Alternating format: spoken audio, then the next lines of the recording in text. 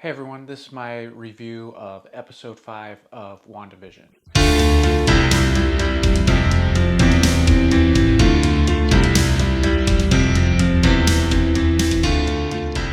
Okay, wow, that was amazing. That was great. That was exactly what I was hoping for in episode 5. And so let's just go ahead and before we get to the big surprise at the end, let's go over some of the other things that I really liked about this episode. In fact, I want to start by the one thing that I didn't really like about the episode, which was the conflict with director, I think is his title. I don't know his exact title, but Hayward, the head of Sword or this division. I don't even know what his role is exactly, but his character so far just seems so stereotypical, so cliched.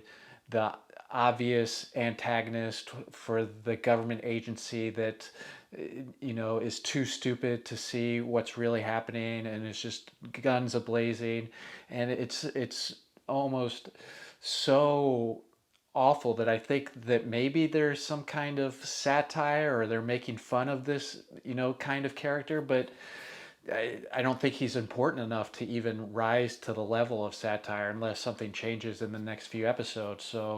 So right now he just seems so cardboard, and this conflict doesn't feel as genuine or as emotionally important as any of the other conflicts and moments that we're getting. So that was disappointing. But other than that, just, unbelievable. We got a continued escalation of tension and conflict, and Vision is starting to figure out what's going on. And he confronted Wanda, and they almost came to blows in that very iconic moment where they're both floating in the air straight out of the comics. And so it was all building to this big moment that we all knew was coming. We didn't know what was coming, but we knew something was coming. We had an idea that something big was going to happen in episode 5. And last week I'd said, I was really hoping whatever happened, I just wanted to be surprised, because up until this point, nothing had surprised me. It was I loved it and it was great, but it was exactly the show I was expecting. And there are some things that I didn't couldn't have predicted or couldn't have planned for, like the way they went back in time to the blip when everyone came back, and that's how Monica Rambeau was introduced, and so that was cool. But it wasn't a big moment, and everything else was just like it was not straight from the comic, because the Vision comic that I have been mentioning before is not with Wanda. It's a story about Vision, but it was about Vision kind of creating this reality for himself, this nuclear sitcom style, 50s style family, but they're all androids or synthezoids, I can't even say that word, that he created. He created this family for himself, and it was very dark and satirical, and it was exactly what I was expecting the WandaVision to be.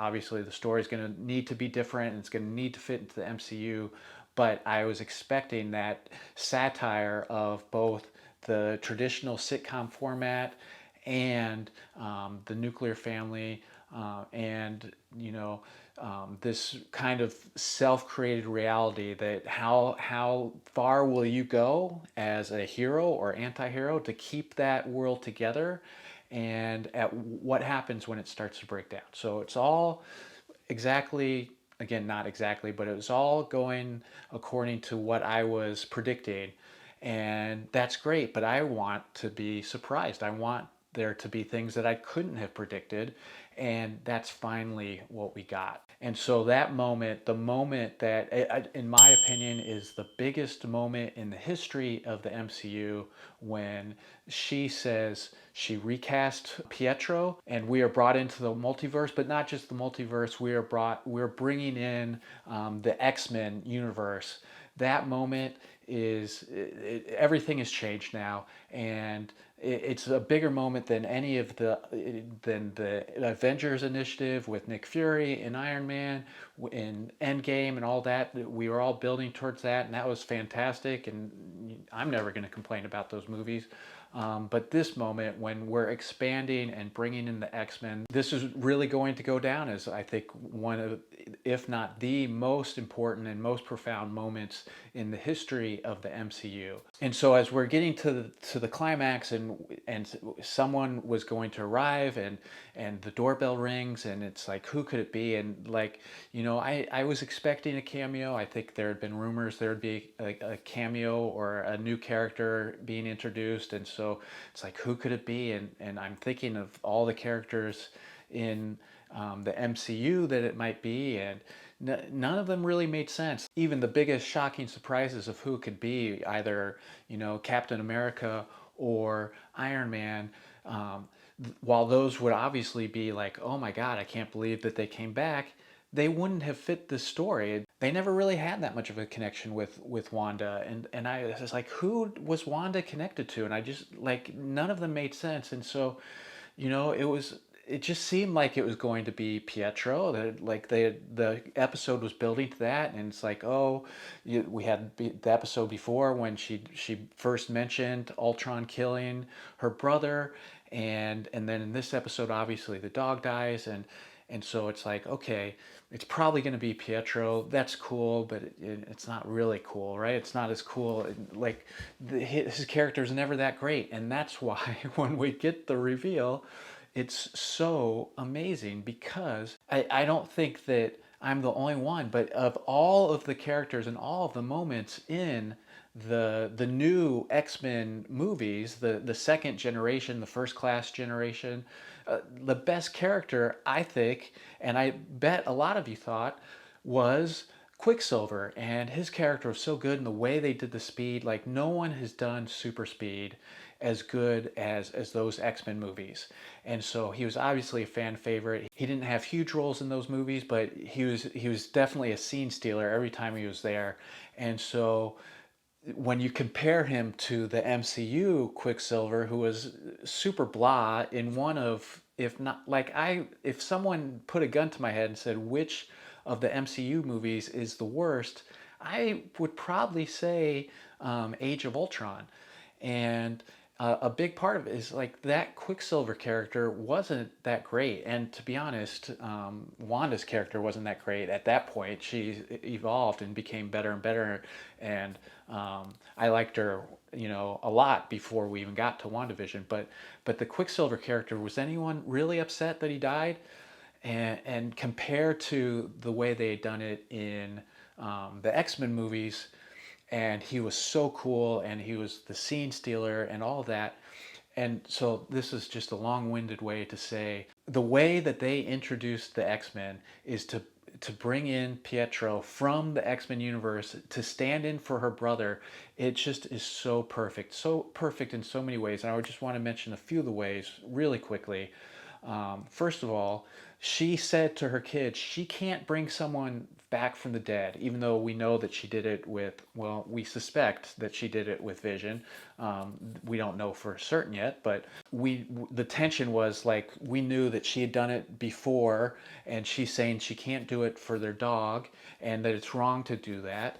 And then it's like, oh, but it's building to the fact that she's probably going to do it, but then she doesn't do it. She brings in this other Pietro. She didn't bring him in from the dead. She brought him in from a different universe. And so that's really, sophisticated storytelling, I think. I really am looking forward to seeing how that develops, besides just how cool it is to have that Quicksilver. The way that they did it and the storytelling around it is just so brilliant. And another great thing about it is, like, we've been wondering ever since the merger happened, how are they going to introduce the X-Men? Are they just going to recast everyone? We know that Deadpool is going to come in at some time, but he's so meta and so fourth wall breaking that, it doesn't matter. Like he could easily fit into the MCU and make jokes about how he's in two different, versions of these movies, whatever. And so that all made sense. But for the other characters, how is it going to happen? Who's going to be the first? We didn't know. And to do it in this way is so great because there's no other character in the X-Men universe that is actually connected to the MCU. Quicksilver is the only one that is in both. And so to bring him in as the first bridge between those two universes is just so perfect. It's so brilliant. I'm getting goosebumps just talking about it. It's just so great. And finally, like I said, I just wanted to be surprised. And I was thinking of all of the things that was going to happen, that might happen, who was going to be at the door, all of that. I never for a second even, had an inkling that it would be the other Quicksilver. And so like that surprise, like it's just like, yes, this is it. I've been, I've loved the show every step of the way. And now it is up there with the best of anything we've seen in the MCU so far. So yes, I'm loving it. I think everyone is loving it, and so I've probably gone on too long.